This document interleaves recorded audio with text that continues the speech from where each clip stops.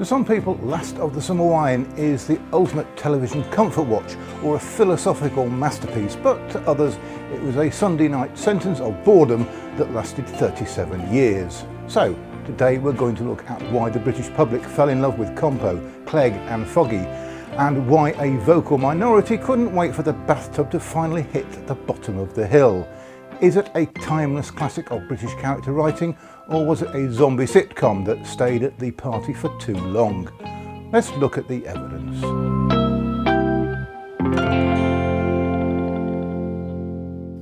Last of the Summer Wine holds a unique place in British television history as the longest running sitcom in the world, spanning 37 years, originally broadcast from 1973 to 2010. Its incredible longevity is a testament to its enduring appeal, but also inevitably led to divided opinions over its nearly 4-decade run.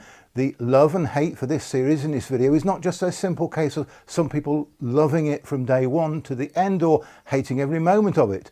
The reasons people were divided over their opinions of the show fall into a number of categories.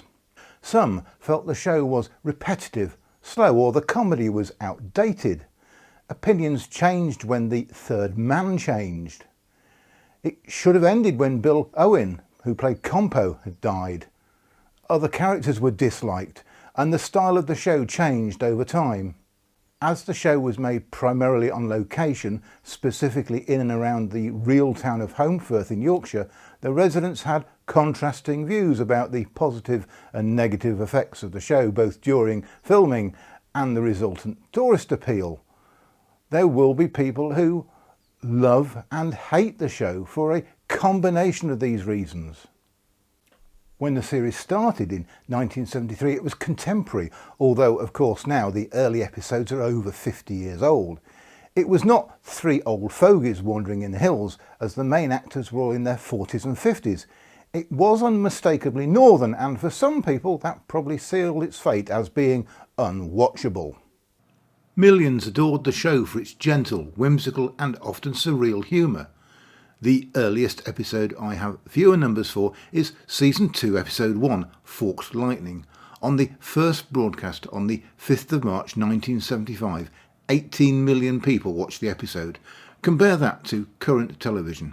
Death in Paradise on BBC, 5.07 million viewers. Small Profits, also on BBC, 4.86 million viewers. Coronation Street on ITV, 3.85 million viewers. Gogglebox on Channel 4, 3.05 million viewers, and Ellis on Channel 5, 2.41 million viewers. The comedy in Last of the Summer Wine came from the simple, consistent routines of three men in the Yorkshire Dales. Viewers enjoyed its escapism, scenic backdrop, the absence of swearing or edgy content, and predictable charm, making it quintessentially British and comforting. The show's slow pace and character-driven humour appealed mainly to an older, traditional audience, while younger viewers often found it dull or out of date. Critics dismissed it as bland and repetitive, citing a lack of plot, character development and originality in its jokes. However, those are fairly broad criticisms that don't really represent the 295 episodes as a whole. Despite critical opinions that the quality might have declined in later years, a common criticism for any long-running show, it consistently drew large viewing figures for the BBC. Its incredible longevity strongly suggests that it was very much up to standard for the people who were tuning in. Some modern viewers find certain recurring gags uncomfortable, especially around gender. One Reddit viewer noted that a recurring joke involved a male character groping a woman, which now reads as sexual assault played for laughs. Critics might see Compo's antics as harassment, but that ignores the northern battle axe dynamic. This isn't a predator and a victim.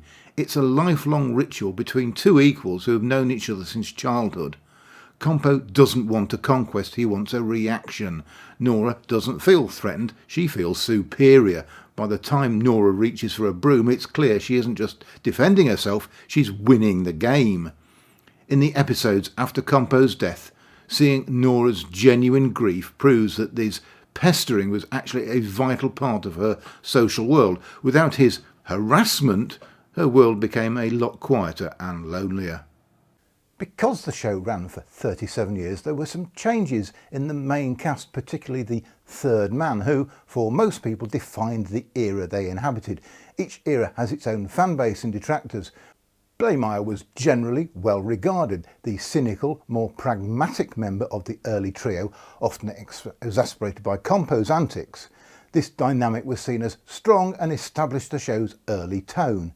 He's often forgotten because he's only in the gritty, early, almost kitchen sink era, which many modern fans haven't even seen. The first significant negative public reaction came when he left. Some people find this era gloomy. It was before the rolling hills became the focus. It was a show about three men facing the void of early retirement in a grey Yorkshire town. Foggy, a pompous ex-military character, was the ideal foil to Compo's childishness and Clegg's observant nature. His grand, often absurd plans brought comedy and gave the trio direction, making this era the show's highlight for many fans. Brian Wilde's portrayal is seen by most as the definitive third man, with Foggy's leadership and doomed schemes fueling the sitcom, although this formula eventually drew criticism for its repetitiveness. The real divide starts here. Seymour, an eccentric inventor and former headmaster, brought a madcap energy to the group. Some viewers found him less engaging and his inventions less funny than Foggy's antics, viewing him as competent but lacking Foggy's impact. Many felt the trio lost its dynamic, becoming three misfits rather than a leader and two rascals. Seymour fans appreciate the show's whimsical middle era, while others miss its earlier grittiness. Foggy's return was generally perceived as positive. Fans were thrilled to have Foggy back, and many consider this second stint to be just as good, if not better, than his first. The familiar dynamic was re-established. Foggy-era fans sometimes reject Seymour as too whimsical or contrived. Even within Foggy's tenure, viewers split Foggy's first and second eras as if they're different characters. That's because the show's tone and ensemble around him changed so dramatically. After Foggy's second exit due to Brian Wilde's ill health, former policeman truly joined as the third man, adding a more cunning edge to the group. Some viewers enjoyed Thornton's fresh dynamic, but many felt the show declined after Compo's death and Foggy's departure, with Truly seen as a neutral presence that lessened the trio's chemistry. Critics became more negative during this period as the cast expanded, and the introduction of the Entwistle era made the show feel more like a sketch series than a character-driven one. By the final two series, the show had undergone numerous cast changes. Bill Owen had died in 1999, Brian Wilde had left in 1997 and died in 2010. Kathy Stafford died in 2008 and Stephen Lewis had left. Peter Sallis was very old and often limited in his movements. Russ Abbott joined as Luther Hobbo Hobdyke, an ex-secret agent, bringing a different, more adventurous element. But for many long-time viewers, the show had lost its core identity and its beloved original cast. The dynamic felt forced, the plots were often seen as desperate, and the magic was largely gone. Many fans feel Abbott's performance belongs to a different genre entirely. Hobbo's ex-military secret agent persona feels like a parody of a parody, a sketch show character. While some new viewers might have found enjoyment, the vast majority of long-term fans largely agree that the show's final years were a shadow of its former self and arguably a poor way to end. Hobbo is the only third man who is widely disliked as a character, not just as a tonal shift. Fans aren't reacting to change, they're reacting to discontinuity. Hobbo feels like he wandered in from a different programme entirely. Compo's childlike enthusiasm and constant pursuit of Nora Batty were central to the show's humour and largely beloved. Nothing produced a sharper, more emotionally loaded shift than his death in 1999 while filming for season 21. It wasn't just a cast change, it was a rupture in the show's identity, tone and emotional centre. Even though the third man changed many times, Compo and Clegg were constants. Compo's presence defined the show's rhythm, the mischief, the innocence, the melancholy, the Yorkshire absurdity. When Bill Owen died, the show lost an essential element that had been there since day one. Viewers didn't experience a tidy off-screen transition. They lived through the shock in real time. The show had to pivot mid-production, and that emotional rawness bled into the episodes. The funeral trilogy is widely regarded as one of the show's finest achievements. Funny, tender and deeply human. But that quality created a paradox. It gave Compo a perfect send-off. It made the show feel complete. However, it set a tone the series could never match again. For some viewers, that trilogy felt like a finale. Even people who can't articulate it feel the shift. Fans who dislike the post-Compo era are reacting to the tonal vacuum left behind. Viewers who say the show should have ended there are expressing a kind of emotional loyalty, a sense that continuing felt disloyal to the man who embodied the show's spirit. Even people who continued watching often describe the post-Compo era as a different show. The real divide is emotional. Compo's death created a before-after line that fans feel, even if they can't explain it, the show didn't just change, it lost someone, and the audience carry that grief into their opinions. Those who continued watching weren't wrong, they simply processed the loss differently. Some viewers accepted or even liked the post-Compo era. Unlike One Foot in the Grave or Keeping Up Appearances, Summer Wine wasn't built around one performer. So even when Compo died, people don't automatically think the show is over, because the show has always been bigger than any one character.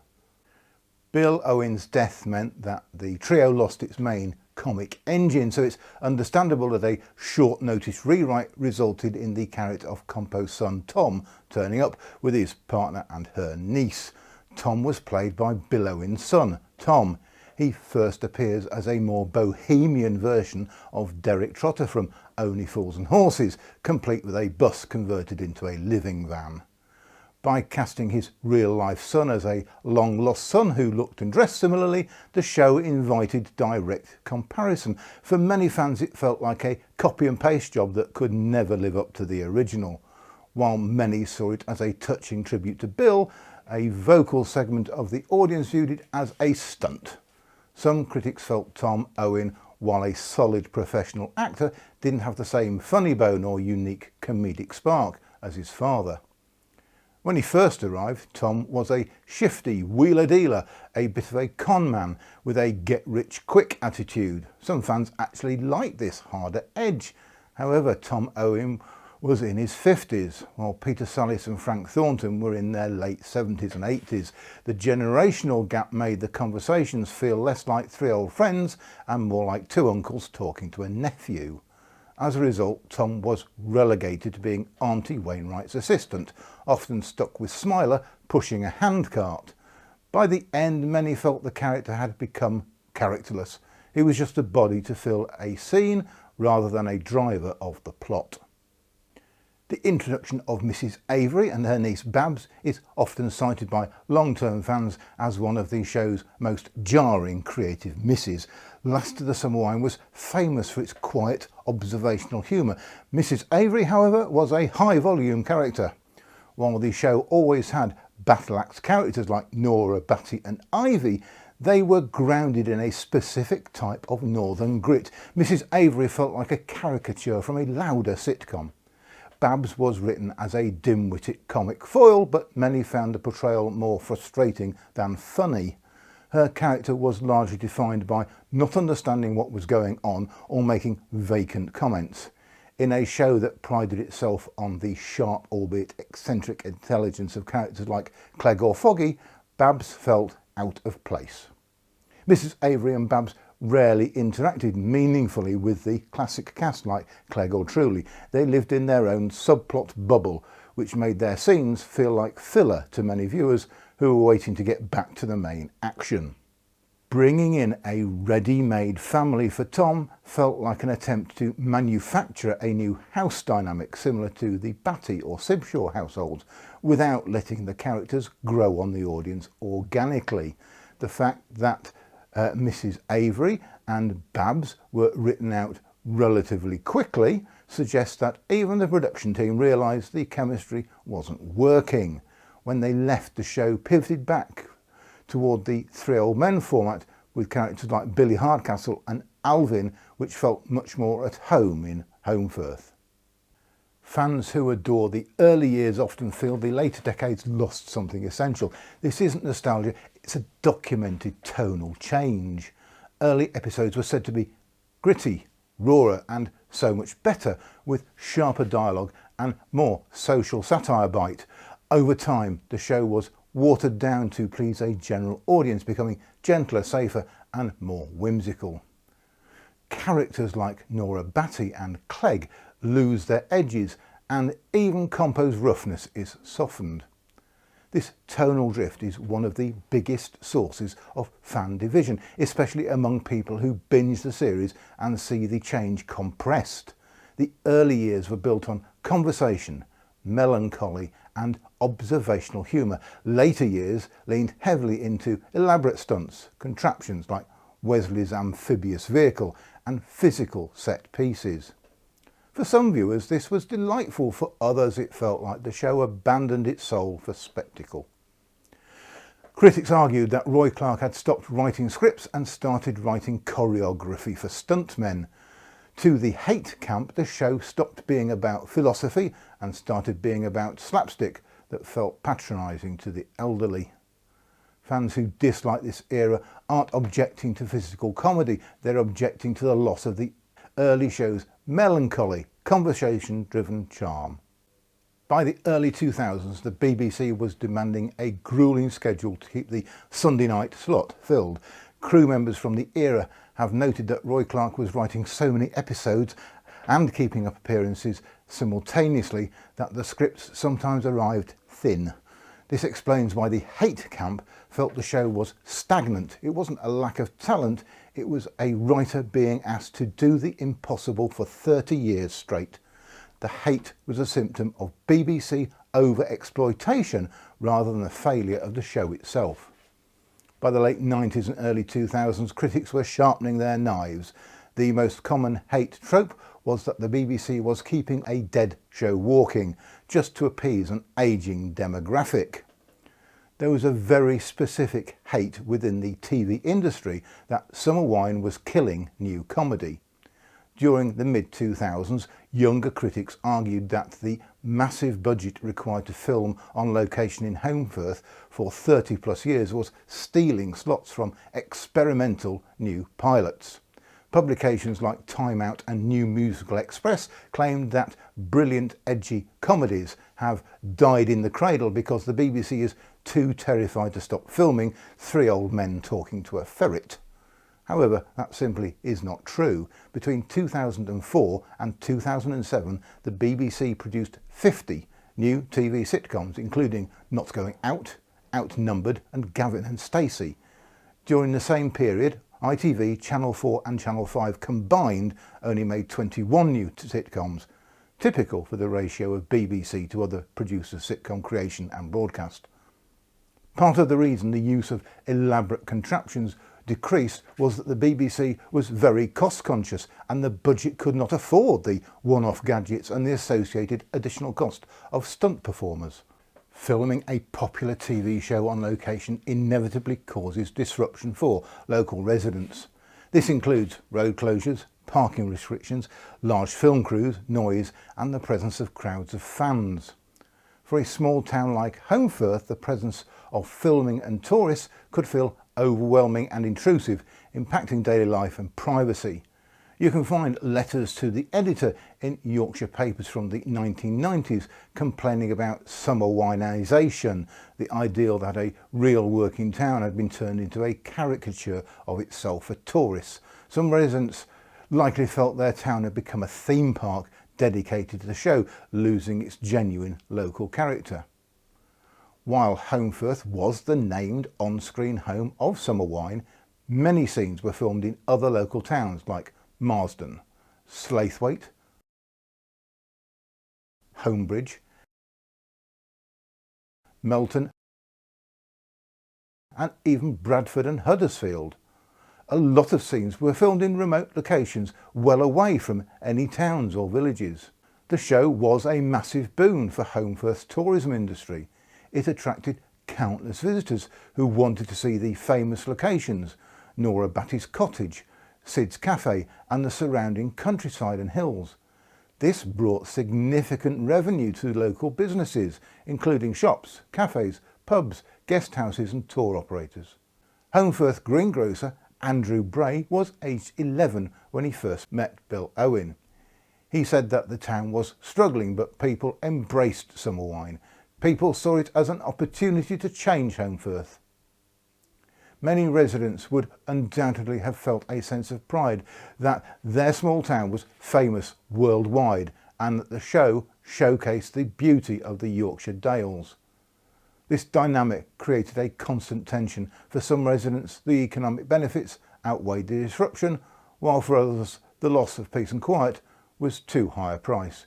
It's a classic example of the push and pull between commercial success and local community impact.